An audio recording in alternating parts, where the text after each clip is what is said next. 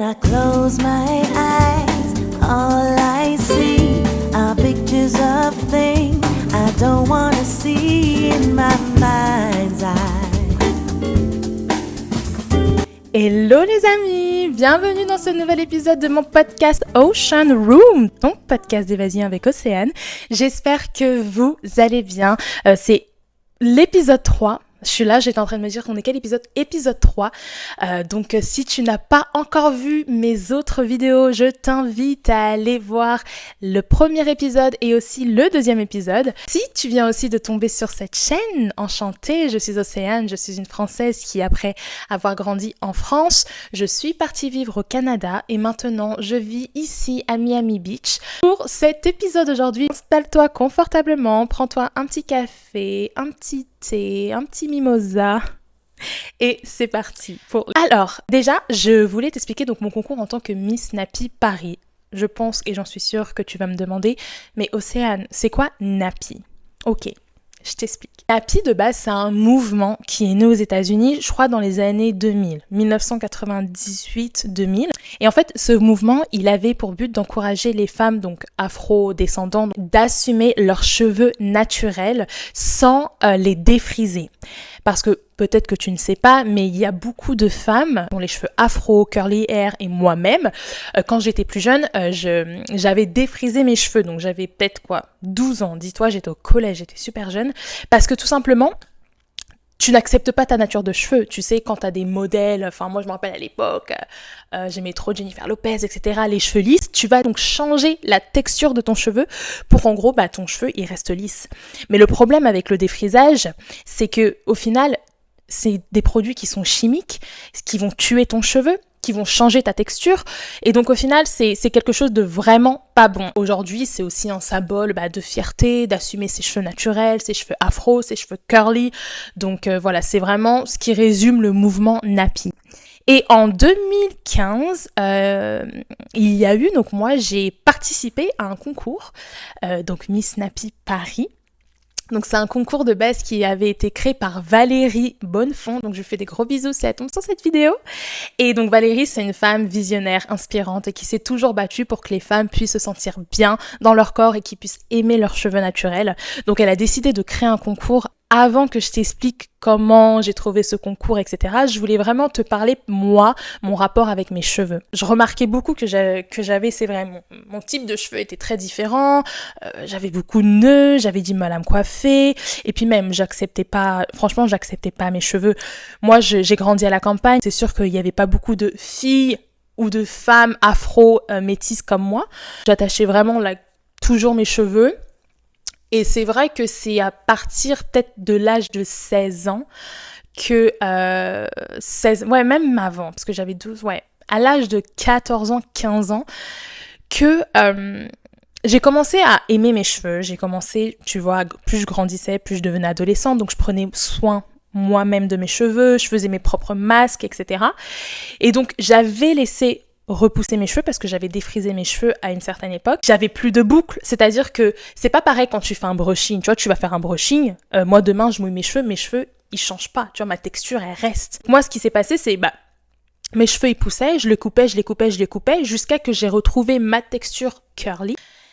Et c'est de là où j'ai commencé en fait à m'intéresser aux influenceuses à l'époque américaines, Sunkissed Alba, Beauty by Lee. J'étais obsesse avec leurs vidéos et je me rappelle j'achetais les produits qu'elles utilisaient, je faisais les boucles avec mes doigts et je pensais vraiment que j'avais révolutionné, je te jure on dirait que j'avais créé quelque chose de fou, mais en fait je faisais mes boucles avec mes doigts, donc ça me faisait des boucles un peu boucles d'or, des kinky, c'était magnifique. Donc voilà, j'ai commencé vraiment à m'aimer, à avoir confiance, tu sais, un peu en moi, même si j'étais jeune, mais voilà, j'assumais mes cheveux parce que tout simplement je m'amusais, je découvrais mes boucles, j'adorais essayer de nouveaux produits, je faisais des mélanges avec, des fois j'achetais l'huile de coco que je mélangeais avec de l'avocat, tu te rappelles les masques que tu voyais à la mayonnaise, etc.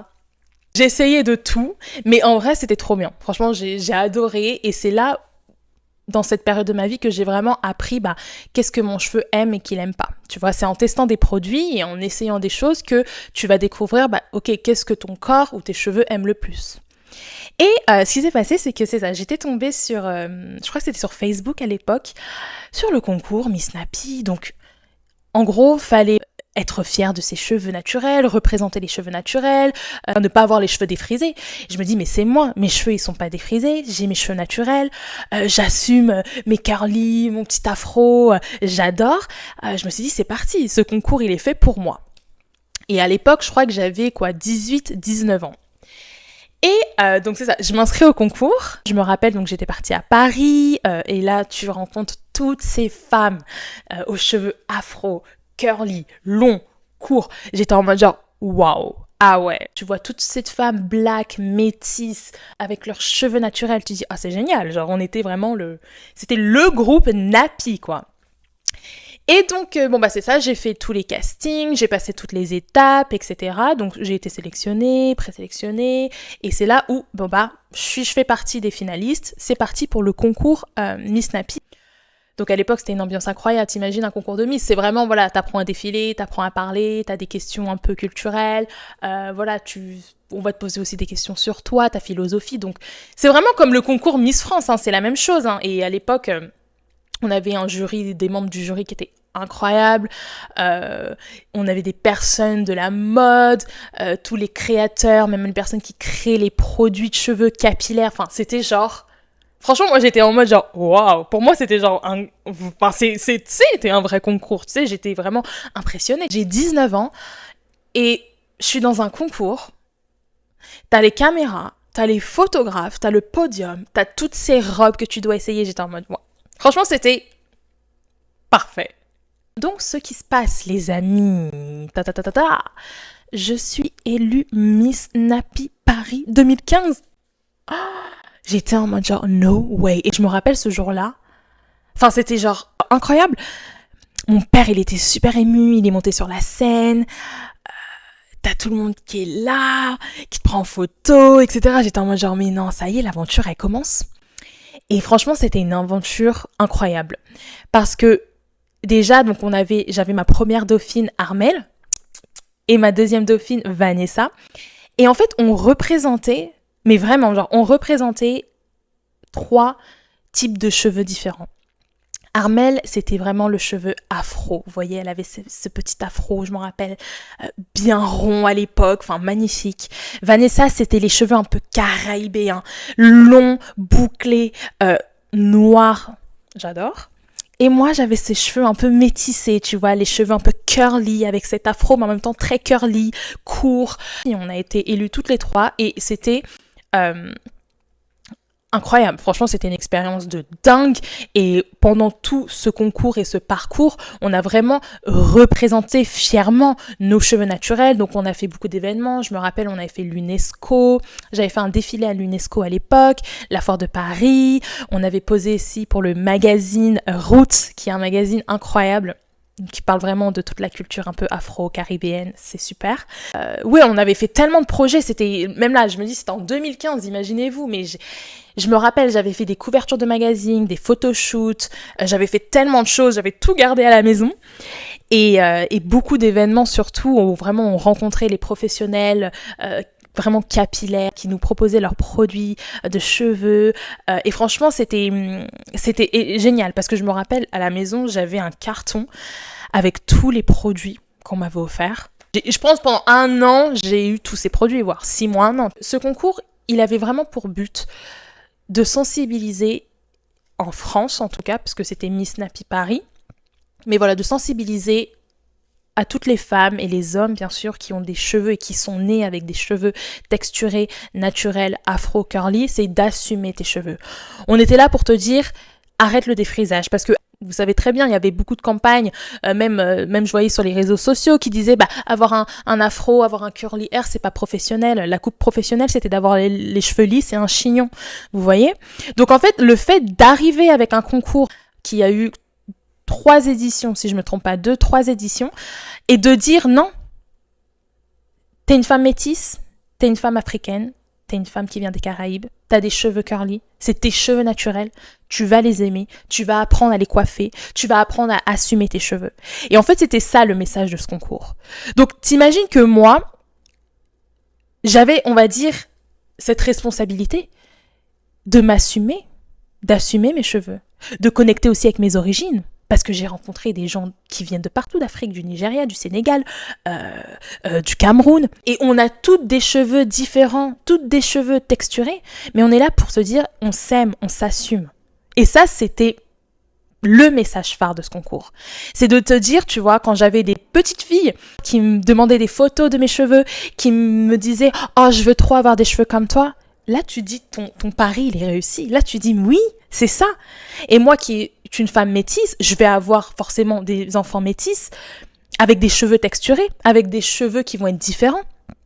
Mais il faut que je leur apprenne et je leur dise non, ton cheveu, tu l'aimes, ton cheveu, tu le défrises pas, ton cheveu, tu fais pas n'importe quoi avec.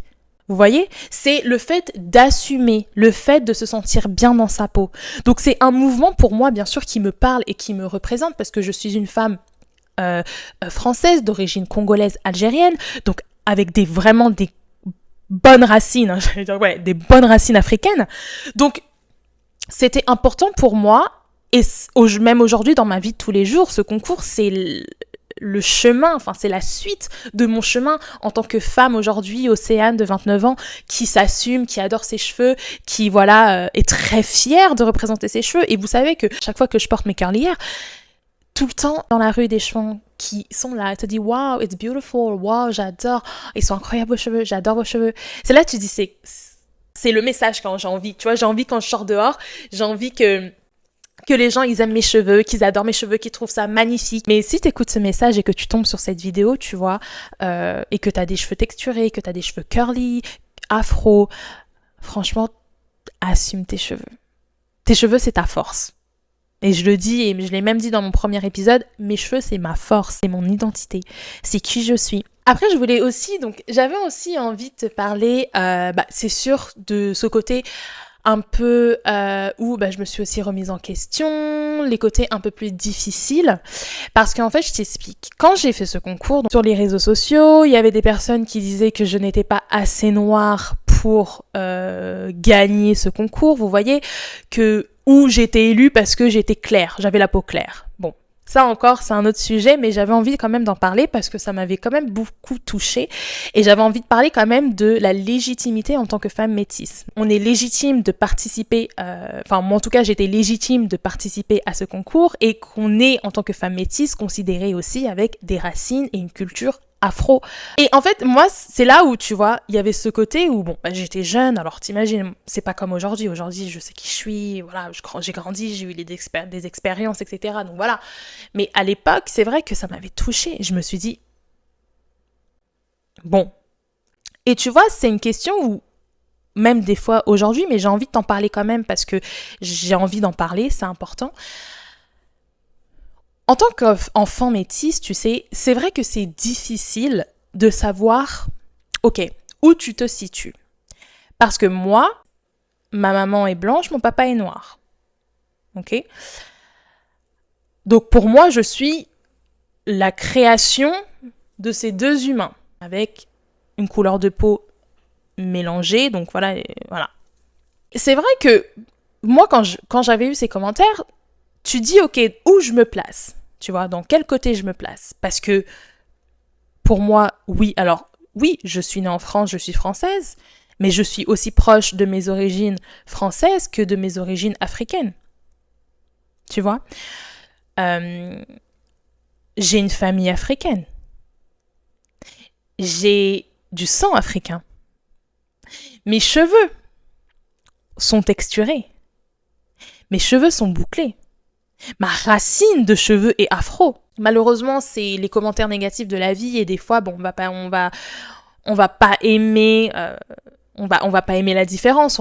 Des fois, on va pas aimer que elle a des origines africaines, mais en même temps, elle a des origines blanches, donc elle a un cheveu comme ci, comme ça. Je me sens légitime de faire ce concours et de passer ce message parce qu'il y a aussi des enfants et des femmes, même des hommes qui sont comme moi. Donc ça dépend vraiment, bien sûr, des mentalités et des opinions. Ça veut dire que pour les Français, je suis pas vraiment française parce que j'ai des origines africaines, mais pour des Africains, je suis pas vraiment une Africaine parce que j'ai des origines françaises.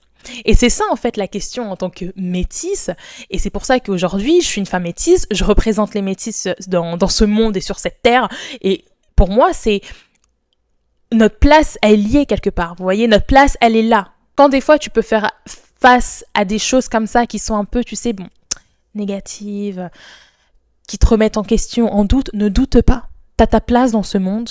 Tu es né de 2 parents incroyables, 2 parents qui ont 2 cultures différentes, mais qui se sont aimés. Et c'est là qui prouve que l'amour, Dieu est amour. Le monde est amour, il faut s'aimer, il faut être ensemble. Il faut absolument pas que tu doutes de tes origines et que tu ne te considères pas dans un côté ou pas un autre, tu vois, tais-toi. T'es un mix des deux, t'es 50-50.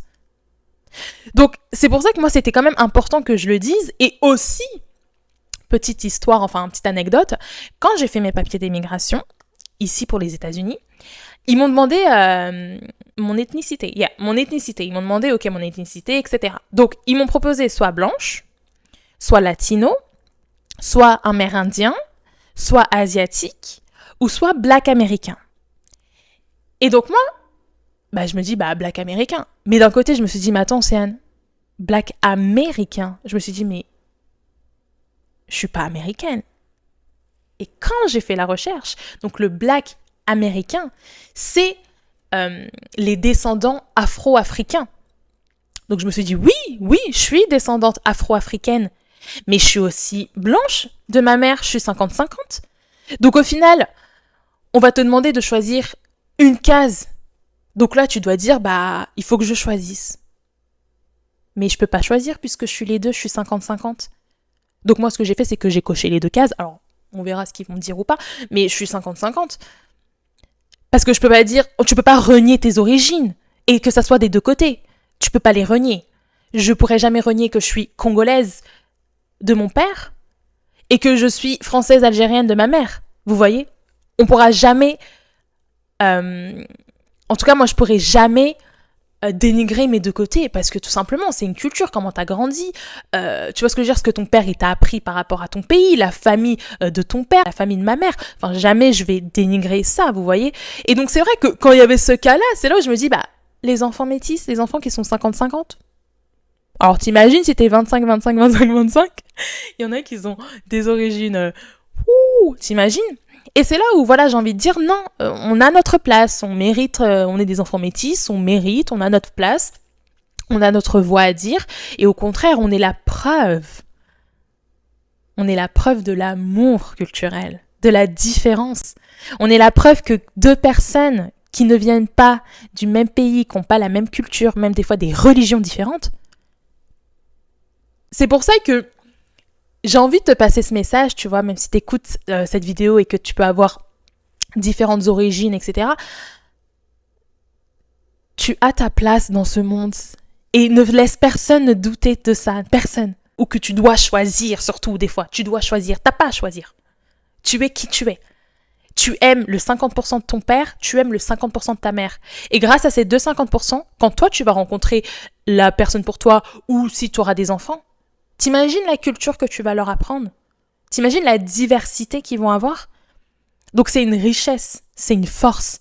Moi, je laisserai pas les mauvais commentaires comme ça de te dire ouais t'es pas assez blanche ou je suis pas assez noire. Enfin, je suis comme je suis. Et en tout cas, voilà, toutes les personnes qui ont participé à ce concours, qui ont été là pour moi, qui m'ont épaulée, qui ont toujours su m'écouter, je tiens déjà à les remercier. Et grâce à vous, merci pour tout ce que vous avez fait pour moi parce que j'ai pu grandir en tant que femme franco-africaine.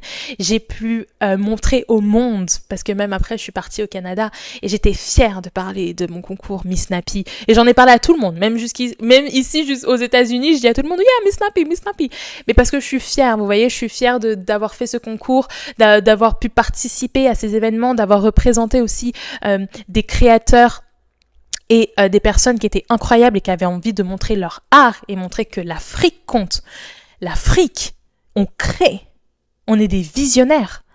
Et donc pour ça, j'avais vraiment envie de vous remercier. C'est un chemin qui continue pour moi jusqu'à la fin de ma vie, hein. En vrai, jusqu'à la fin de ma vie, mes cheveux, ils vont être là, quand ils vont changer de couleur. Ouais, les cheveux blancs. Donc voilà, vraiment, prends soin de tes cheveux, assume-toi, aime-toi, sois fière de la femme que tu deviens ou de l'homme que tu deviens. Et surtout, voilà, tu t'assumes, quoi. Donc en tout cas, j'espère que cet épisode il vous aura plu. Moi, j'étais trop contente de le partager avec vous. N'hésitez pas à mettre un commentaire, à aimer et partager cette vidéo si ça vous a plu. J'ai hâte de savoir un peu aussi votre parcours avec vos cheveux. Je pense que c'est important d'être une voix pour quelqu'un et d'être toujours la bonne voix pour cette personne. Prenez soin de vous. Passez une excellente semaine. Je vous fais des bisous et je vous dis à dimanche prochain. Bye!